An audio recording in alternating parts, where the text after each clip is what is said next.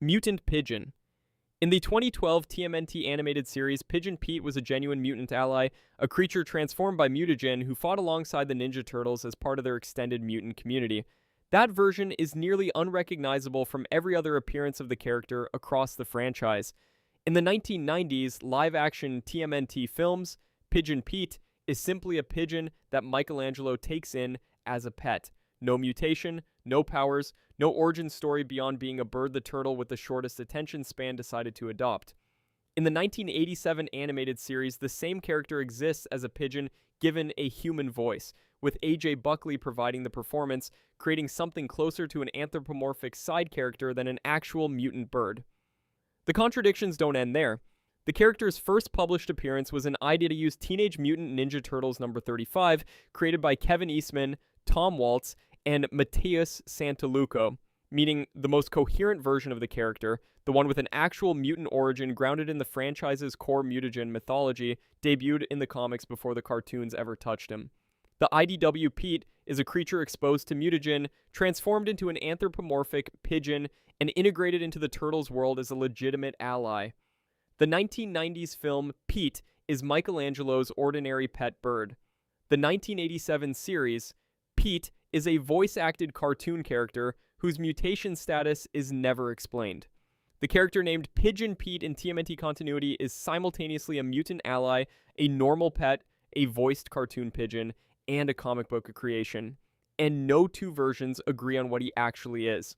It's one of those background TMNT creatures that ended up assigned to 4 different animals depending on which version of the franchise you were watching. The comics version actually made sense. A pigeon caught in the same mutagen disaster that created the Turtles and Splinter, giving him an origin that fit the core mythology. The film version stripped that entirely and just gave Michelangelo a pet. The 1987 series version gave the pet a voice actor, but never explained where he came from. Each new medium that touched the character treated him as a blank slate, and the result is that the name Pigeon Pete carries no consistent meaning across the franchise. He's whatever the writers needed a pigeon to be at that moment. The IDW origin story, buried in a single issue by a team that included one of the co-creators of TMNT itself, is the only version that actually answers the question of what kind of creature Pigeon Pete is supposed to be. The rest of the franchise never got that far. Mutant Cat. Where the previous entry was one kind of failure, a character split across 4 incompatible versions, the Mutant Cat is the opposite kind, a character so internally fractured that it became 2 entirely different villains. In the Archie continuity, Hallocat is a mutant cat and member of the Uncanny trio, a 3-headed mutant team that served as antagonists to the Teenage Mutant Ninja Turtles. Hallocat first appeared in Teenage Mutant Ninja Turtles Adventures number 27 in December 1991, introduced during the Archie run's most active expansion of the mutant ecosystem. His origin follows the franchise's standard mutagen template. Hallocat was a trucker's pet cat thrown into a vat of toxic waste, which was actually mutagen, by a chemical plant foreman, transforming him into an anthropomorphic mutant with a grudge against the Turtles. That origin is textbook TMNT, placing him in the same category as the Turtles themselves. An innocent animal caught in human carelessness and permanently altered. Hallocat crossed over into video game media, appearing as Scratch in the Game Boy title Teenage Mutant Ninja Turtles Throw-Up.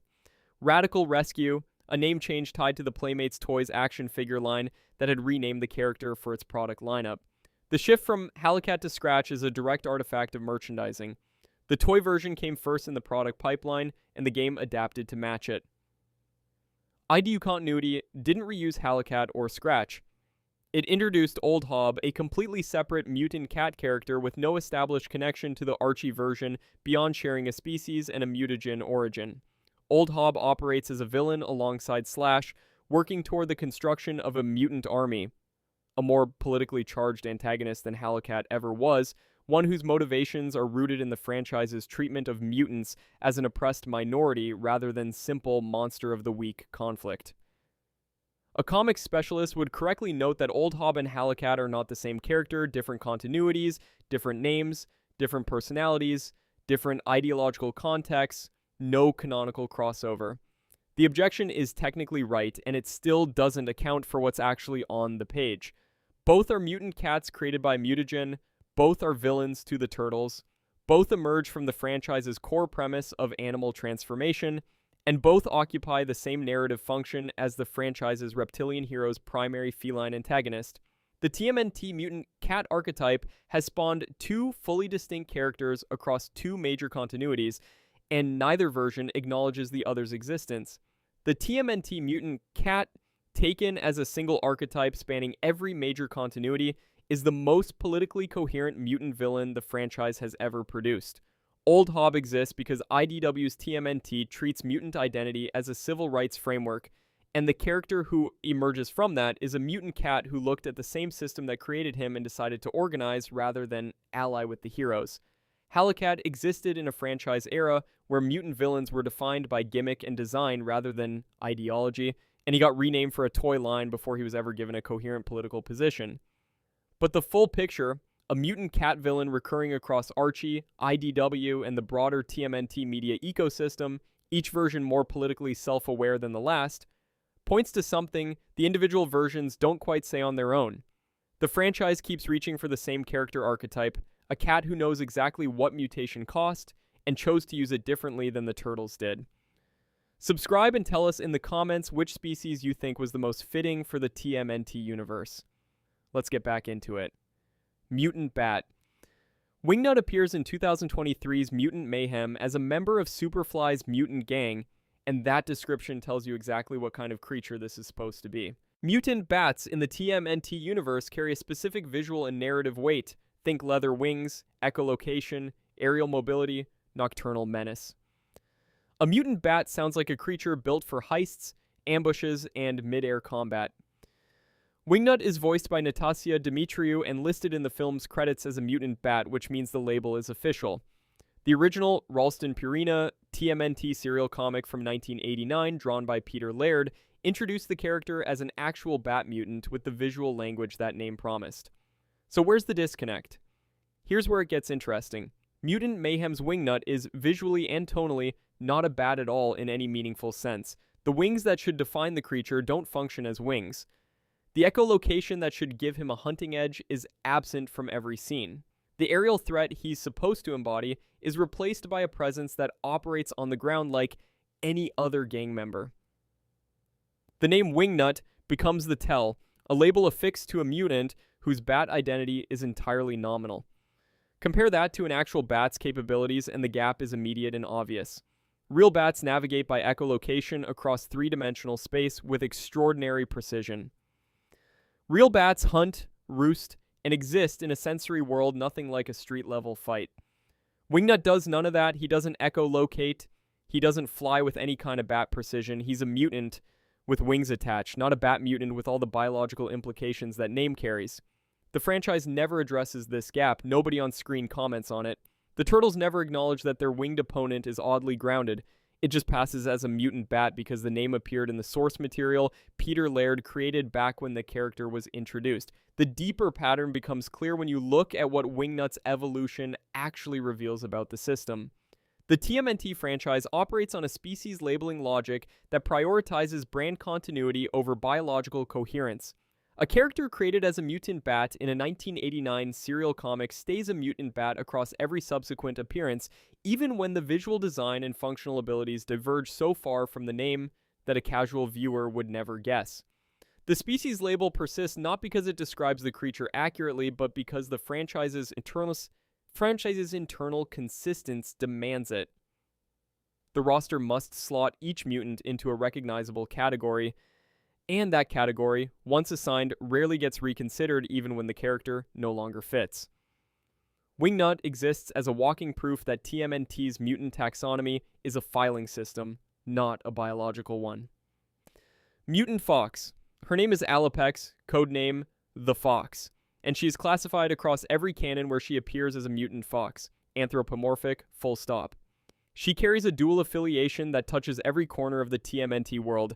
Alopex operates within the Foot Clan's ranks while simultaneously holding a working relationship with the Teenage Mutant Ninja Turtles themselves, which puts her in contact with every major faction the franchise has ever assembled. The Mutanimals count her among their number, meaning her reach extends outward from the Foot's hierarchy and the Turtles' crew into a third network entirely. Her ability set is precise and devastating.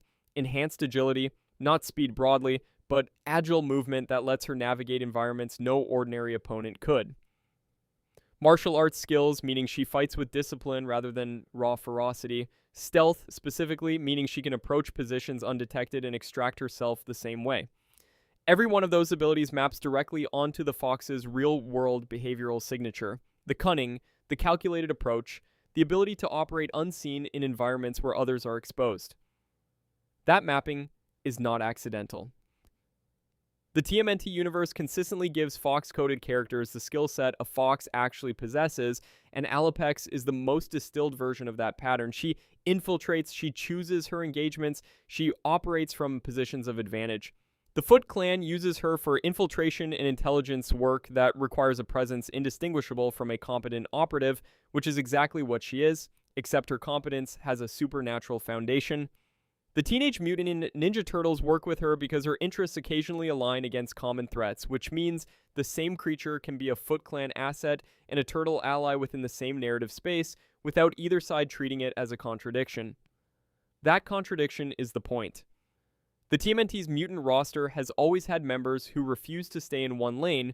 Splinter leads Ninja Turtles while holding Foot Clan history, but Alopex takes that refusal further. She carries the Foot Clan's legitimacy and the Turtles' trust simultaneously. Every faction in her orbit operates around her dual affiliation like a structural flaw that somehow strengthens the whole. The Fox archetype, cunning, boundary crossing, operating between categories, is the only species label that makes that contradiction narratively coherent. The Fox has always been the creature that lives between worlds, and Alopex's affiliations put her exactly there, which is precisely where the most consequential action in any TMNT story always happens. Mutant Gecko. And if Mutant Fox ended with a creature whose lethality was tied to loyalty, Mutant Gecko raises the stakes by introducing a mutant whose entire existence was engineered from the top down. Mondo Gecko is classified as a mutant gecko and a member of the Mighty Mutanimals superhero team across the primary continuities, but how he got there shifts depending on which version of the story you're reading. In the Archie comics, Mondo Gecko was a human skateboarder and musician who became a mutant when Krang's mutagen mixed his DNA with his pet geckos, an accident born of bad timing and a shared living space. In the IDW comics, the origin flipped entirely. Mondo Gecko was created by Old Hobbs scientist Lindsey Baker, who used a gecko to deliberately build him as something purpose-made rather than accidentally transformed. Mutant Mayhem then gave him a voice through Paul Rudd and described him as a mutant gecko who embodies a skater dude ethos. Though the film also casually drops that he is way better at skateboarding than he is at fighting, which is an odd qualification to assign to someone whose species is literally gecko. Here's the question the shift in origins forces you to ask. If Mondo Gecko exists across 4 different continuities as a mutant gecko on the Mighty Mutanimals, why does his backstory keep rewriting itself? Defenders of the shifting origin might point out that each continuity has different narrative needs. Archie was building out the Mutanimals roster, IDW was reframing how Old Hobbs' operation produced its assets, Mutant Mayhem was aiming for a specific comedic tone. So the origin change is just adaptation to context, not a sign that the species itself is unstable, but the counterweight is that in every single version, regardless of how he was created, his species classification never changes. He is always listed as a mutant gecko. He always serves on the Mighty Mutanimals. He always moves like something with adhesive toe pads and prehensile tail control. The origin story is the variable. The species is the constant. What's actually happening here is that the TMNT franchise has settled on a small set of mutant archetypes and simply recycles them across continuities, retconning only the backstory to fit the current narrative frame. Mondo Gecko's function within the story, Gecko Mutant, Mutanimals member, comic relief fighter with a skateboard, never moves. Everything around it gets rewritten so it can keep performing that exact role. The species is the anchor, the origin is the decoration. Mutant human. And if mutagen can do that to a gecko on purpose, imagine what it does to a human who walks through the wrong puddle. Mutant humans in the TMNT universe are not a new invention. They've been present since the Mirage comics introduced Raptarr, a mutant human who helped the Turtles as a superhero, proving early on that the transformation could produce something that looked human and chose to use its powers for good. The 1987 cartoon added Garson Grunge, a normal human until Bebop and Rocksteady turned him into a mutant using mutagen.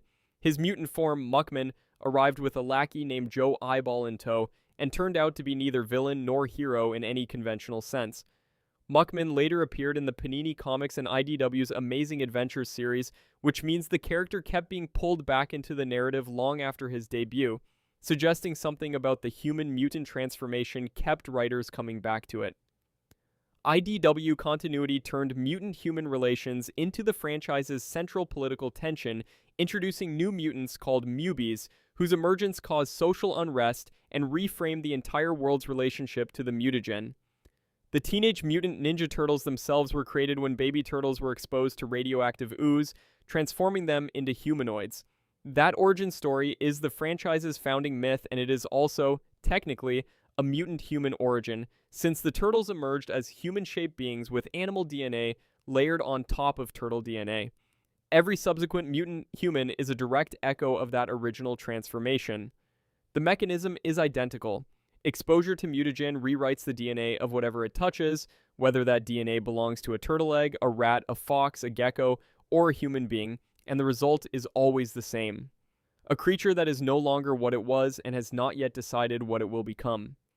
The human cost of that mechanism is that being caught in the mutagen splash zone means losing your original form and everything attached to it. Muckman had garbage where his identity used to be. The Mewbies were born into a world with no language for what they were, no culture to receive them, no family structure to protect them. The turtles got lucky. They were babies raised by Splinter and had each other. Everyone else in that position had to build a life from scratch on the far side of a door that only opens one way. Mutant Alligator. Not every mutation in the TMNT universe lurks in distant sewers or requires ancient ooze rituals. Some start in a pet shop window, one ordinary neighborhood away from the life they'll never get back. That's what makes Leatherhead's story so viscerally unsettling. The creature prowling the sewers was once something you could have walked in and bought on a whim, before mutagen made him something else entirely. He began as an ordinary alligator who escaped a pet shop and ran straight into mutagen exposure, and that single chemical event rewrote every cell in his body. His first appearance in Tales of the Teenage Mutant Ninja Turtles number 6 didn't introduce a random monster. It introduced a being whose very existence embodied the central transformation theme of the entire franchise. Same raw material, different outcome, and a mind caught somewhere between two natures. Leatherhead gained humanoid form, genuine human-level intelligence, and a suite of physical enhancements that made him one of the more capable fighters in the TMNT roster. His strength is genuinely colossal, jaw strength that can shatter bone. His speed and agility on land are impressive enough, but underwater, he's nearly unstoppable, a swimmer whose endurance and velocity let him outpace almost anything in the depths. His physique carries a natural armor, a hide dense enough to shrug off blows that would stagger most other mutants, all of that from an animal that started in a glass tank. But the mutation never cleanly resolved who Leatherhead was supposed to be as Sebastian. Intelligence and aggression coexist inside him in a permanent, uneasy standoff, not because the mutagen malfunctioned, but because it amplified everything already present. The animal who'd spent time confined in a pet shop, stressed and instinctually defensive, didn't get a fresh start. He got supercharged. The mutagen took that baseline of trauma and distress and built a more dangerous version of it on top. Agent Bishop then compounded that damage systematically, subjecting Leatherhead to torturous treatment that made aggression not just a mood, but a survival reflex hardwired into his new biology. The result is a creature who can reason, strategize, and connect, and still lash out before he's fully decided to. That internal tension is why Leatherhead moved across the line between ally and enemy more times than almost any other TMNT character. Early appearances cast him as a villain, and there's real evidence for that reading. The aggression is credible, the capacity for violence is genuine, but there is equal evidence for something else. He formed real bonds with Michelangelo and Donatello, not grudging alliances of convenience, but the kind of connections that suggest he's capable of loyalty and warmth, not just calculation or fury. The cruelty of Bishop's experiments didn't fully overwrite whatever capacity for trust his mutation allowed him to develop. He kept both things, the part that wants to fight and the part that wants to belong. What separates Leatherhead from the other mutants in the roster is that he is the franchise's purest portrait of transformation as an ongoing condition rather than a single event. He didn't get mutated one day and settle into a new identity by the next. Every interaction with the Turtles, every mission, every quiet moment in the sewers is another test of which side of him wins out in any given moment. The TMNT universe keeps circling back to the same unspoken question through him. Can the instincts of the beast be mastered, or do they always remain the louder voice? Mutant Warthog. If Leatherhead earns at least a measure of tragic complexity, a being shaped by forces beyond his control, still fighting for his own nature, the mutant Warthog, who would become Bebop, was never allowed that kind of interior life. He was built from the outside in, a creature designed for a single purpose before any writer ever gave him a name, a voice, or a reason to exist beyond what he was constructed to do. His species classification is the most honest thing in his entire file. Common warthog, mutated, no exotic origin, no buried lineage, no cosmic mutagen exposure with special significance, just a warthog. He first charged into view on television screens in December 1987 episode Turtle Tracks, then appeared in the comics that August in Teenage Mutant Ninja Turtles Adventures #1. But that debut was never the beginning of his story. His actual origin sits in a conference room where Peter Laird sat across from Playmates Toys executives and sketched out a character who could anchor an action figure line. The deal came first, the character followed. Bebop exists because a toy needed a face, not because a story needed a character. His name, cribbed from the Bebop style of jazz, landed as a punchline that stuck. A musical reference with no bearing on who he actually is dropped into canon because it sounded right at the time and nobody expected anyone to question it. Different continuities scattered small details across the years, Anton Zek in one version, Jenny Aldo in another, but none of that fragmentation matters as much as what never changed. Through every continuity shift, his affiliation remained Foot Clan. His role remained the same: brute force, tusked enforcer, never the thinker in the room, always paired with Rocksteady, always executing Shredder's orders without improvisation or independent agenda. The tusks are his defining feature, sharpened by mutation into a genuine weapon, an enhanced bite capable of inflicting real damage in close combat. He and Rocksteady became a duo, two halves of a whole that neither could be on his own, one providing the tusks, the other the bulk, both filling the role that any thinking opponent could anticipate. The Playmates deal didn't just influence his creation, it determined the kind of story he would always be allowed to have. Bebop was engineered as comic relief and muscle in roughly equal measure, a character whose humor and his threat level were both deliberately simplified so he could perform reliably on the toy shelf and on screen. The jazz name sits on him like a costume piece, decorative and disconnected from anything underneath it. There's no buried tragedy, no hidden motivation, no backstory worth excavating, because none was ever built into him. The franchise kept him in rotation across every continuity because the formula is durable, not because there was anything new to say about him. None of this is an argument against Bebop's staying power. He's one of the most recognizable faces in the TMNT universe, and that recognition was earned honestly through decades of screen time and comic appearances. But that recognition comes with a question that no writer in any continuity has ever found an interesting way to answer. A creature engineered to be intimidating, warthog tusks built into weapons, Foot Clan resources behind him. Why does he still end up as the universe's most reliable punching bag? Mutant Rhinoceros. While the previous entry at least wore the franchise's mutant framework honestly, a warthog hit by the same mutagenic ooze that created the Turtles, Rocksteady Species exposes the one rule TMNT spent decades pretending was real: that every mutant in the canon earned that classification through some biological or accidental process.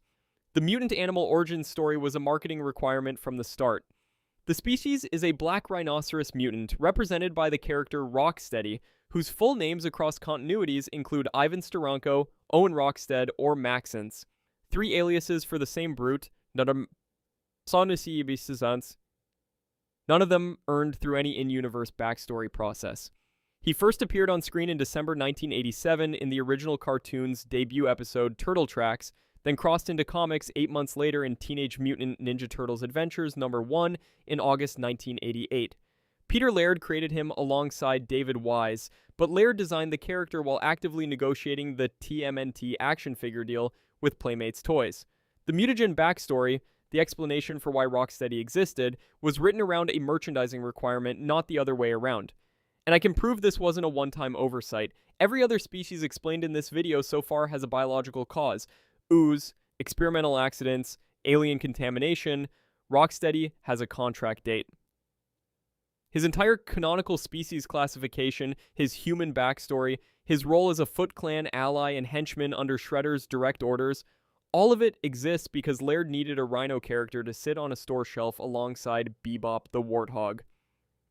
His physical package reads exactly like a feature list optimized for toy potential. Enhanced condition, enhanced strength, enhanced hearing, and a razor-sharp horn. 4 selling points and 4 bullet point traits. Nobody investigated why the most physically imposing Foot Clan mutant happened to arrive at exactly the moment Playmates needed to expand its action figure line. The mutagen narrative held because nobody asked what the deal structure looked like. The species was classified before the story was written.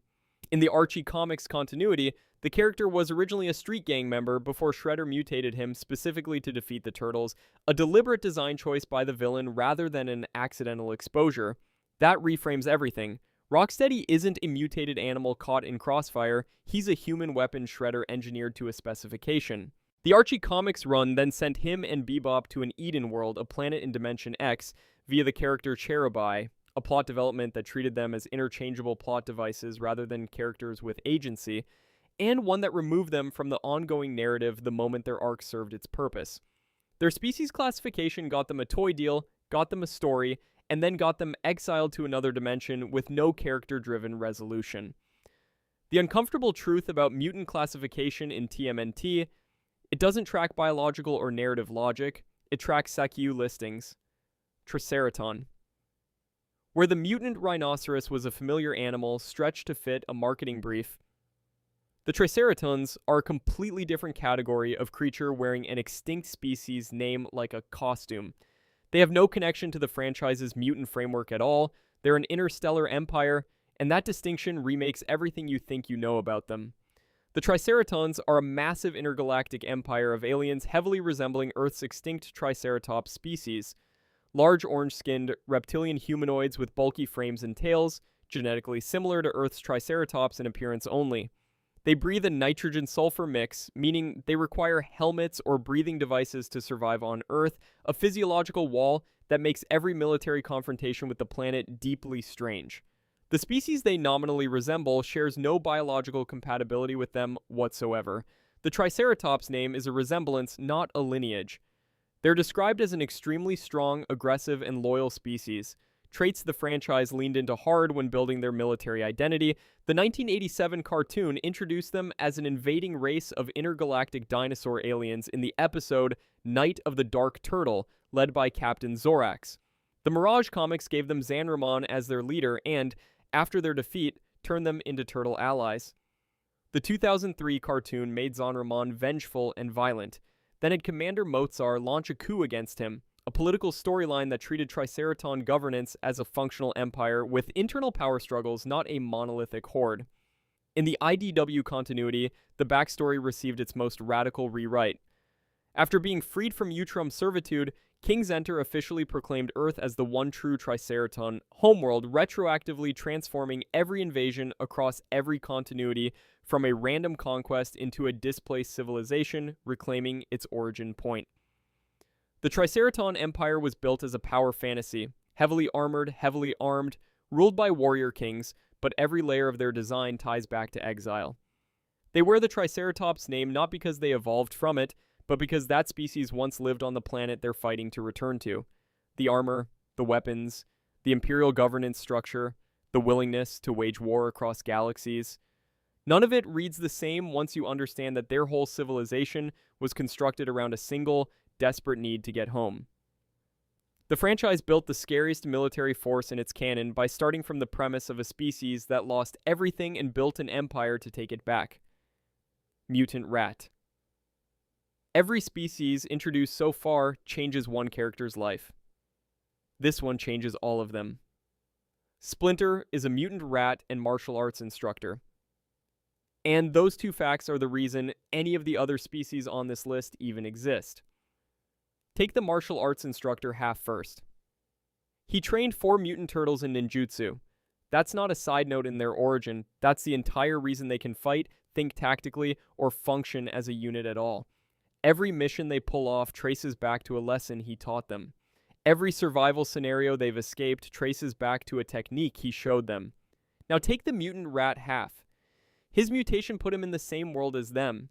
Before the mutagen, there was no reason for a rat and 4 turtles to share an apartment, let alone a mission, let alone a family.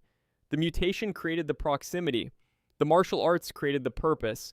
Without both, you don't get the Teenage Mutant Ninja Turtles. You get 4 confused reptiles who've never held a weapon.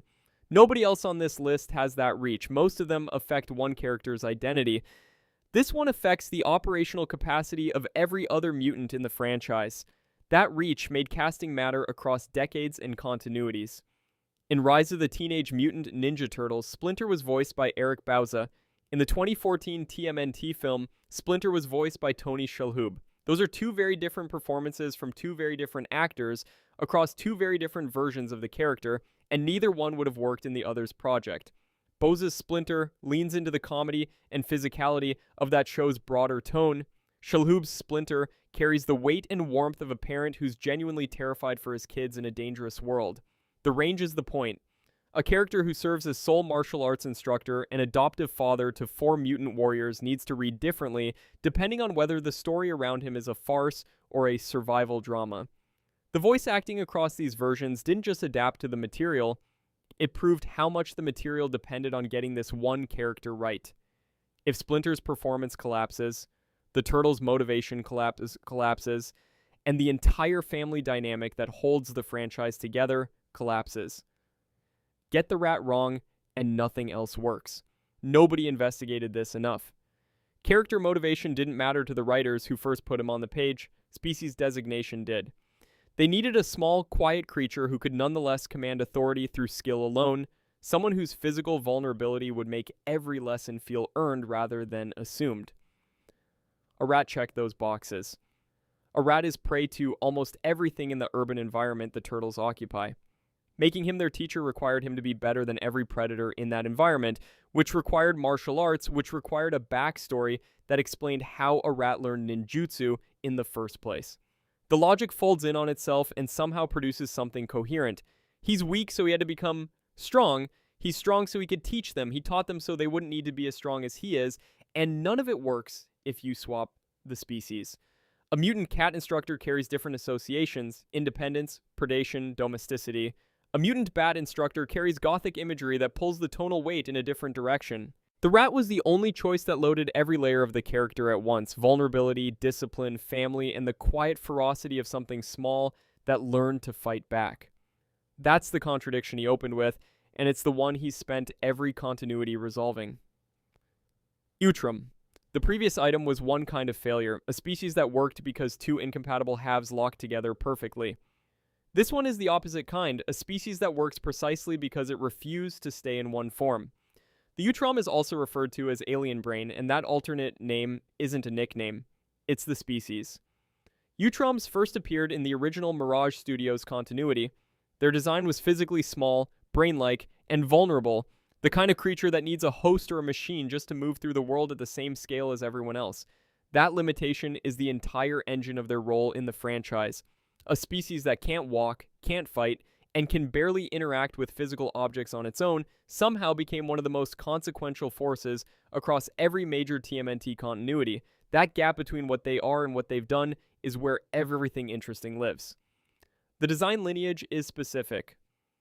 Krang's physical appearance was inspired by the Utroms from the original TMNT comic book. Krang's character was created by David Wise with inspirations from the Utroms. Those 2 facts describe the same inheritance from 2 different directions, one visual, one narrative, and both point back to the same source. The original Utrom was small, gelatinous, and helpless without a body. The version that became Krang in later adaptations kept the helplessness and traded the gelatinous body for a mechanical walker, which is honestly just a lateral move in terms of vulnerability. Either way, the creature at the center is still a brain that needs a vehicle. The design never really changed. It just got better packaging. In the 2012 series, things got considerably stranger. Krang is an Utrom known as Krang Prime, and that rebranding signals something the original design never fully embraced. This creature isn't just a brain in a tank. It's a leader, a deranged Utrom named Krang Prime, mind-controlled most of the Utrom populace into a rogue hive mind faction called the Krang. The derangement matters. A mind-controlled population implies a population that once had minds of its own, that chose something, believed something, operated independently before being pulled into the hive.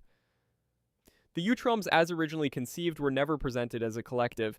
They were individuals who happened to share a biology, and the 2012 version turned that biology into a weapon, and then turned the weapon against its own users. The hive mind wasn't an evolution of the species, it was a corruption of it. Then the 2012 IDW comic series corrected the record. Krang is an Utrom himself, no hive mind, no derangement, just one Utrom who happens to be a villain. The textbook explanation that Krang and the Utroms are separate species entirely only works if you ignore the 2012 IDW comic series, where Krang is explicitly designated as an Utrom himself. That designation collapsed the distinction the earlier adaptations spent years carefully maintaining. The original Mirage Studios continuity gave us the species. David Wise gave us a villain inspired by its design. The 2012 series made the connection canonical and then complicated it with a hive mind storyline that revealed what the species could become under duress. The IDW comics then stripped the complication back to a single sentence: Krang is an Utrom. No additional species, no Dimension X natives, no parallel design lineages. One species, one villain, and every previous version of Krang that stood in a tank issuing orders was also a member of an entire species, commanding its own people as disposable infrastructure. You tell someone that and then spend the rest of the evening reconsidering every tank scene from every adaptation. Mutant Bear. The Terror Bears represent something far more unsettling than an alien intelligence threatening Earth from the outside, because this threat operates from inside your own mind. In the Palladium Books RPG, Teenage Mutant, Ninja Turtles, and other strangeness, the Terror Bears are pint-sized malevolent psychic Ursines, and their threat derives from potent psychic powers rather than physical strength, a distinction that repositions the entire concept of what makes a mutant species dangerous. Nobody noticed this at first because pint-size sounds ridiculous, and the RPG treated them as a curiosity to encounter rather than an apocalypse to prevent. The RPG wanted you to solve them, not survive them. The Adventures supplement gave them a second appearance, confirming they had caught enough player attention to warrant expansion beyond their debut, and that is exactly when the problem became visible. Because in the Palladium Fantasy RPG, a TMNT After the Bomb mutant bear is roughly comparable in power to a PFRPG Bearman of the North, a creature designed as one of the most formidable physical threats in that entire setting. So the Terror Bears possess enough raw psychic force to match the mightiest warrior brutes of an entire parallel fantasy world, and they were shelved in the source material as a quirky encounter for a group of turtle martial artists to outwit. Nobody investigated whether a species that powerful belonged anywhere near a low-level RPG party because the books presented them as a puzzle to solve rather than a warning to heed. The classification problem deepens when you consider what the Terror Bears are routinely confused with. Physically dominant mutant species, other Ursines, heavy bruisers, the category of threat you prepare for by raising your armor class and loading up on healing potions. The separation is clean though, and worth stating plainly. Their power is explicitly psychic, and the RPG rules treat them as a mental threat class, not a physical one. They don't win by hitting harder than you, they win by getting inside your head before you know they're there. And here is what makes the Terror Bears genuinely strange, in the way only sourcebook archaeology can reveal. Something that powerful, a creature whose psychic weight register against the Bearmen of the North, one of the apex threats of an entire RPG line, was filed away as a footnote in a Nutch supplement, surfacing only because enough players kept asking for it. A species capable of mind-level confrontation with apex warriors was designed to lose to 4 teenagers with throwing stars, and the human cost of that design decision is still sitting there in the rules. Unacknowledged. Mutant frog. If the Terror Bears proved a dangerous species could be quietly filed away as a footnote, the punk frogs proved the rule about what these species even are was never real to begin with. In the IDW comics, Venus de Milo was formerly a human-born mutant frog and was affiliated with the punk frogs, a reframing that simultaneously confirms everything the name promises and erases the logic that was supposed to hold it together. The punk frogs are exactly what they sound like, and also not what anyone expected because the IDW comics introduced them with 7 members instead of the original 4. That is a 75% increase in population, and the source material presents it without explanation. Not, the punk frogs now with 3 new members, or any transitional framing, but simply 7, as though the original number had never been the rule. In the IDW comics, the punk frogs wore tattoos and studded, patched clothing to match their punk aesthetic, every visual detail the name always implied, rendered with a specificity that made their design feel inevitable rather than borrowed. The boring explanation is that different creative teams across decades had different ideas, and there is some truth to that, but the 1987 cartoons version contradicts the IDW version so completely. Surfer versus punk, 4 members versus 7, pizza haters versus no explanation either way. That different visions becomes a thin cover for something else.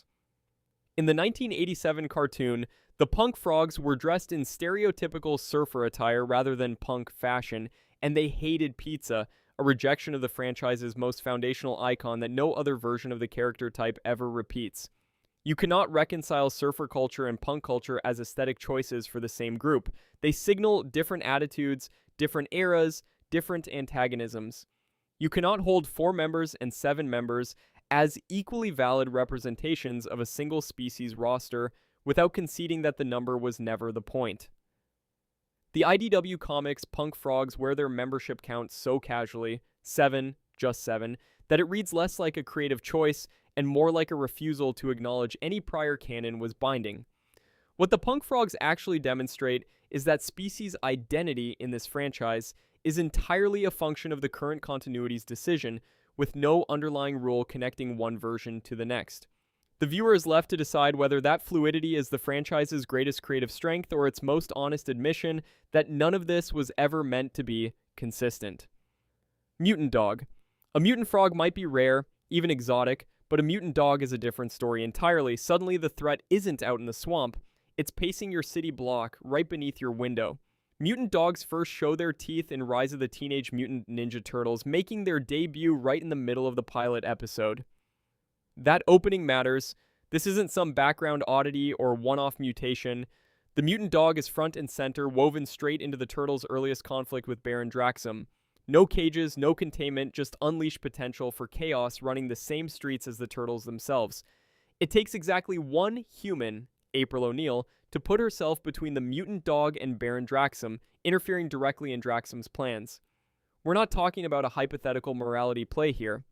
April's intervention is up close and personal, establishing that these mutations aren't just side effects of villainous ambition, they're real beings with the same claim to the city's streets as any citizen. Baron Draxum himself lays out his twisted logic. He wants to protect mutant kind, but at the very same moment, he's engineering new mutations as tools in his war to reshape humanity. This dog is a product of the ideology that says safety for one kind means transformation for another. And the line between guardian and monster is as thin as the chemicals running through the lab. And that is the small version of the problem. Because if a mutant dog can show up unannounced on episode 1, it means the supposedly far-off consequences of villainy are at everyone's doorstep. There's no clear boundary where the world ends and the lab experiment begins. What this exposes is the deeper machinery of the Rise universe. The promise that mutants aren't distant myths or contained threats, they're intimately woven into daily life, showing how any attempt to control or protect can spill over into a new form of danger or opportunity or both. It's not a world of invaders versus innocents. It's a city of neighbors, some with fur and claws, some with masks and shells. And the balance is never more fragile than when the mutations are close enough to pet. Mutant elephant. You could argue the turtles or April still have a fighting chance when the mutation is something as familiar as a dog, but with an elephant, that comforting logic gets trampled. A mutant elephant is not confined to any single show or comic. Its bulk thunders straight into crossover territory. In Batman vs. Teenage Mutant Ninja Turtles, an elephant mutant storms the docks side by side with a literal dinosaur. That's not just spectacle for spectacle's sake, it's a flex of scale, both physical and narrative, that says no form is off limits for mutation. Even in the strangest corners of the franchise, the elephant demands presence, whether it's battling Batman or shaking up the Turtles universe in ways that smaller mutants simply can't. The scope isn't limited to screen appearances. In Palladium's TMNT and Other Strangeness RPG, a mutant elephant isn't just a monster to fight, it's a playable racial character class. That means every rulebook carrying player gets the option to step into the shoes, or more accurately, the feet, of an elephant mutant, weighing the sheer power and size that comes with it. And those numbers aren't arbitrary. Mutant elephants and mutant mice share the same advancement table for experience, growing stronger at the exact same pace. The systems don't privilege brute force over cunning or vice versa. Growth is about participation, not pedigree or power. For anyone actually playing the game, this means you can be built like a delivery truck, armed with tusks and all the mayhem that promises, and you'll still face the same learning curve and ceiling as the tiniest mutant mouse. So why draw this parallel? Why level the playing field between the largest and the least? The answer sits uneasily at the table. The franchise hands out transformation on a scale from minuscule to towering, flattening the spectrum so every shape walks the same world, but never says why that symmetry should exist or who it really benefits. We know how enormous a mutant elephant can be, and we know you can play one, but what that equality actually means, if it's fairness, commentary, or just convenience, remains a question the TMNT universe refuses to answer. Mutant giraffe. Halfcourt is a rare mutant that feels less like a deliberate creative choice and more like something that accidentally wandered in from a toy pitch. He appears in Teenage Mutant Ninja Turtles Mutant Mayhem as a mutant giraffe who plays basketball, and that description is doing an enormous amount of work, because Halfcourt didn't originate in any writer's room, script draft, or animation bible. He started on a toy shelf. Before he was a background character in a film, Halfcourt was an action figure, and that origin explains everything about why he exists the way he does. The action figure came with a dark gray basketball. Except it wasn't a basketball. It was a beehive. That is not a narrative detail or a plot device or a character beat. It is a toy accessory. The design team at the manufacturing desk was already telling you what kind of character Halfcourt was supposed to be before a screenwriter ever looked at him. A visual gag wrapped in plastic, a mutant giraffe whose defining accessory is an object that looks like one sports equipment item and functions as another entirely. Halfcourt's path from toy to screen is essentially a straight line with no narrative justification in the middle. TMNT. Mutant Mayhem features a sprawling roster of mutants, most of whom were built around personality, visual design, and story function. Halfcourt's function is being a giraffe who plays basketball, and the beehive is a detail that only works because nobody ever had to explain what it was in dialogue. The film's writers pulled him in from the toy pipeline because the character already existed. He had a design, a name, a color scheme, and an accessory. No writer had to figure out why a giraffe would be interested in basketball or why he'd carry a beehive. The toy team had already made those decisions, and they were made for reasons that had nothing to do with the Mutant Mayhem screenplay. The beehive basketball works on a retail shelf where a child sees a dark gray sphere in Halfcourt's hands and either reads the packaging or doesn't, and either way the figure is visually interesting enough to move product. That design logic, rooted in how the toy would photograph, not how the character would behave, is exactly the logic that made it into the film. Mutant gorilla. The previous entry was a mutant built on a product decision with at least an internal logic. Even if that logic lived in a toy factory rather than a writer's room. This next one operates with even less accountability. Gorilla and Sergeant Bananas are the same character. Two names, one mutant gorilla with an army motif, confirmed as a single identity across multiple continuities and creative teams. The name Gorilla debuted in TMNT magazine issue number 4 titled Bungle in the Jungle, written by Ryan Brown with art by Jim Lawson, where the turtles encountered him as a jungle freedom fighter protecting the rainforest from deforestation. Sergeant Bananas was created separately by Mirage Studios for their own toy line. Same species, same army motif, different name, different context. Turtlepedia bridges them into one character. Both are now owned by Paramount through their acquisition of the franchise. And somewhere in the middle, in Web Wranglers, Leonardo cited mutant gorillas alongside mutant octopuses and mutant turtles as justification for why the cyberspace mutants were nothing the turtles hadn't already handled. A line that treats a mutant gorilla as an ordinary threat, which is either a deeply weird tonal choice or evidence that Leonardo's analytical framework was collapsing in real time. Here's where it gets strange. Leo's actual reasoning is that cyberspace mutants are just disguises for threats the turtles already understand.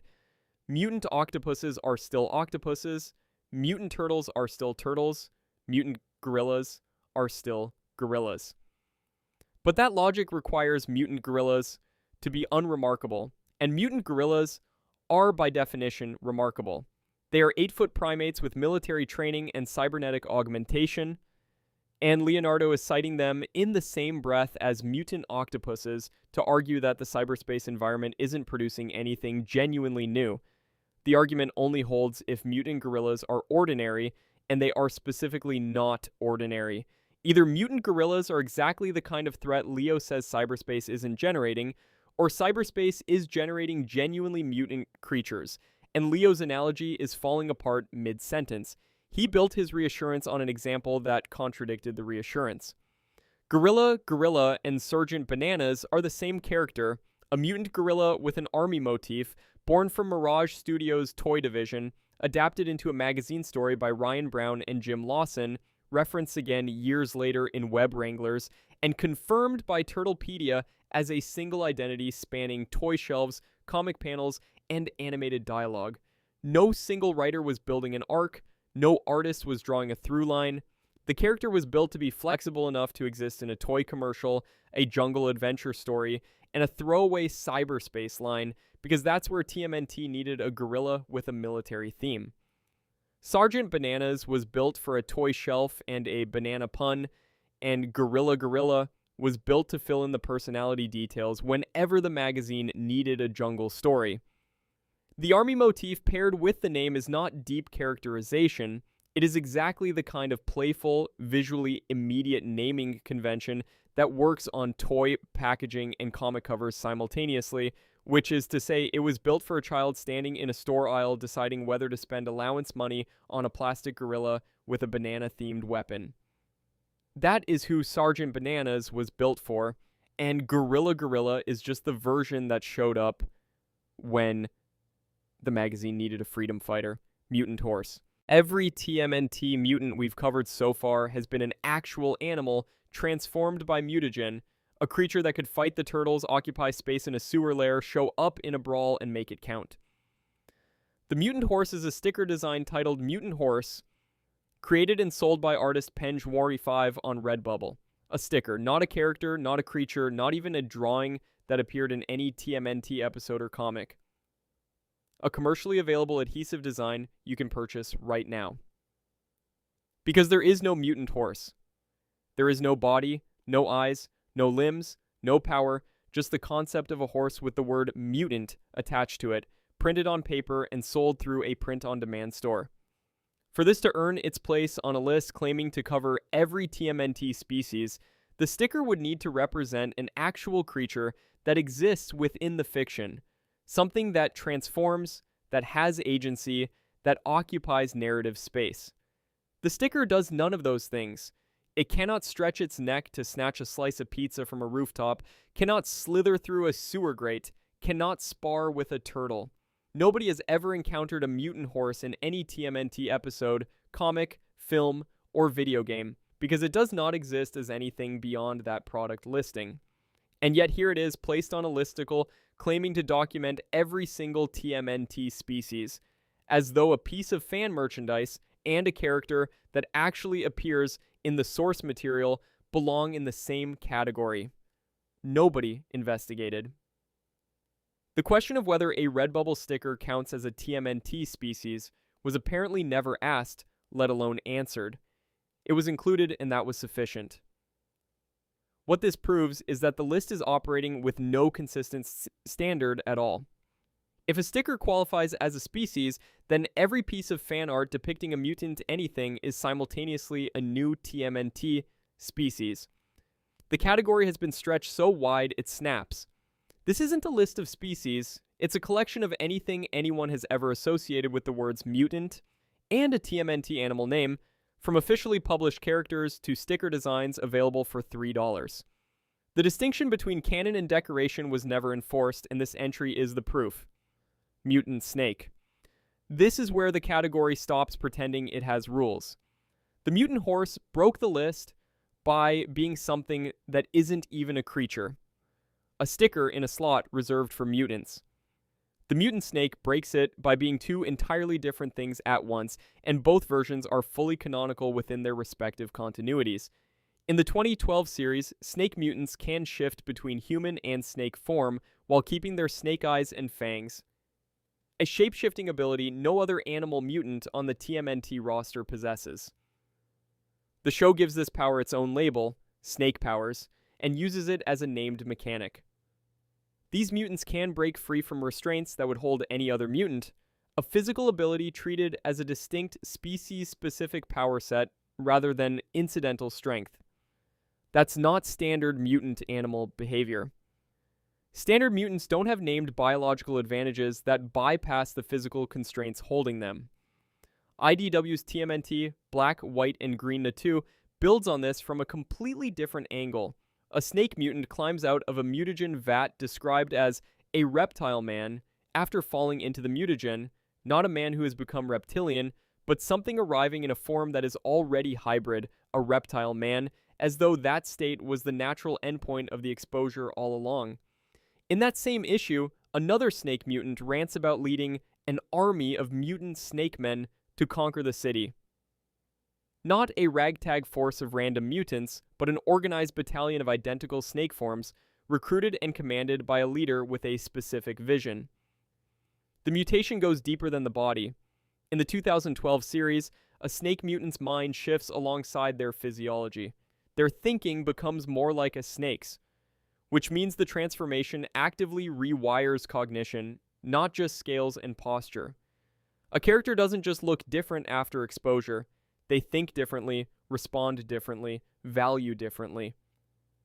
The snake is in the brain, not just the skin. And in Black, White, and Green #2, Bobby Viper deliberately plans to mutate himself into a snake man as a conscious choice to become a more powerful criminal. Not an accident in a lab, not cross-contamination in a vat, but a calculated decision to undergo mutagenic transformation for the express purpose of gaining power. Snake mutation in this telling is something you choose. And before the comparison gets made, isn't this just another animal mutant with a cool ability, same as any other on this list? It is not. Every other TMNT mutant on this roster gained their form through accident or external force beyond their control. Snake mutants in the 2012 series can consciously toggle between their human and snake forms, which means they are not locked into one state. They are capable of existing as both by default. The snake powers are not incidental strength or speed. They are a named mechanic built around serpentine flexibility, a physical advantage with rules and limits. The mind shift in the 2012 series means the mutation restructures who the person is, not merely what they look like. And Bobby Viper's deliberate pursuit of Snake Man form in Black, White, and Green #2 demonstrates that the TMNT universe treats snake mutation as a choice a character can make, a power-up with a clear benefit, not just a random accident that happens when someone falls into the wrong vat. What was actually happening the whole time is dual-state existence. Snake mutants are not single-state creatures like every other mutant on this list. They are defined by the ability to exist in two forms simultaneously, with the mutation itself actively restructuring the brain alongside the body. The 2012 series encodes that as shape-shifting plus psychological shift. The IDW comic encodes that as a self-directed transformation pursued for power. Two completely different continuities, two completely different takes, both arriving at the same core concept. The snake mutant is not one species with a funny body.